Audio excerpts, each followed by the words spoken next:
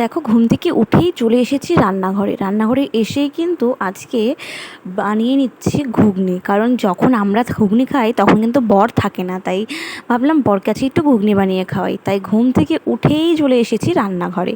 আর বর আমাকে অনেকটা হেল্প করেছিল। তো আলু আর মটরগুলোকে সুন্দর করে সেদ্ধ করে নিয়েছি, আর এখন পেঁয়াজটাকে কষিয়ে কিন্তু এখানে দিয়ে দেবো। তো হ্যালো, গুড মর্নিং সবাই, কেমন আছো? আশা করছি সবাই ভালো আছো, আমিও খুব ভালো আছি। আজকের ভিডিও দেখতে থাকো। আজকের ভিডিওটা অনেক ইন্টারেস্টিং আর মজাদার হতে চলেছে। সবাই বলে আমি নাকি ঘুগনিটা খুব দারুণ বানাই, কেননা এত ভালো হয় খেতে। বারবার করে কিন্তু আমি ঘুগনি বানিয়ে মাঝে মাঝে কিন্তু বাড়িতে খেতাম। আজকের দিনটা আমার কাছে খুব স্পেশাল, খুব একটা স্মরণীয় দিন। কেননা ভিডিওটা দেখো, তাহলেই কিন্তু তোমরা বুঝতে পারবে যে আজকের দিনটা এতটা কেন স্পেশাল আমার কাছে। আর ঘুগনিটা দেখো কষানো হয়ে যাওয়ার পরে জল দিয়ে এদিকে মানে যেটা ছিল ঘুগনি সেদ্ধ করা গরম জলটা সেটাই দিয়ে দিয়েছি। সেটা দিয়ে এখন একটু সেদ্ধ বসাবো। আর এদিকে ভেবেছিলাম লুচি বানাবো, কিন্তু লুচি বানাতে গেলে আমাকে অনেকটা টাইম চলে যাবে, ছোটো ছোটো করে বানাতে হবে, অনেক রকমের সমস্যা। তার জন্য কিন্তু একদম রুটি বানিয়ে নিয়েছি। আমাকে বর অনেক হেল্প করেছে, কিন্তু একটাই দুঃখের বিষয়, আজকে একটা রুটিও আমি ফোলাতে পারিনি। আমি রুটি ভালোই বেলতে পারি, কিন্তু ভাজার সময় না ফোলে না আমার কাছে। আগে তো মা করে দিত, তো এখন মা ব্যস্ত আছে সকালে রান্নাবান্না নিয়ে, তাই কিন্তু আমিই করছি টোটালটা। হ্যালো গাইস, তো আমি ব্রেকফাস্ট নিয়ে চলে এসেছি। আজকে আমার ব্রেকফাস্টে কী কী আছে তোমরাও দেখে নাও। আজকে আমার ব্রেকফাস্টে আছে হচ্ছে আম, রুটি, ঘুগনি, ডিম সেদ্ধ। আজকে কিন্তু ঘুম থেকে উঠেই আগে রান্নাঘরে চলে গেছি, আর এগুলো আমার সাথে আমি বানিয়েছি, সাথে সাথে বড় আমাকে হেল্প করেছে। তো আমি এখন এগুলো খাবো। আর আজকে আমার ব্রেকফাস্টে দেখো কী কী ছিল। আজকে ঘুগনি ছিল, রুটি ছিল, আম ছিল, আর ডিম ছিল। ভাইকেও ডেকে নিয়েছি, কারণ ভাইয়ের ঘুগনি খেতে এত ভালো লাগে, আর আমার হাতের ঘুগনি তো আর কোনো কথাই নেই।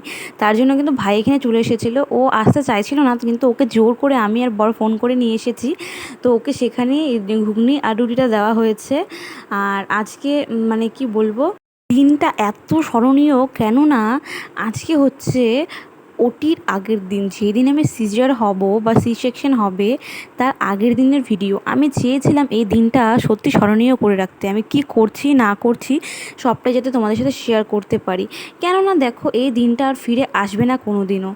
তাই ভাবলাম যে তোমাদের সাথে শেয়ার করি, আর আমি ভিডিওটা করে রাখি যাতে ভবিষ্যতেও আমি দেখতে পারি যে আমার ওটির আগের দিন কি হয়েছিল কি না হয়েছিল।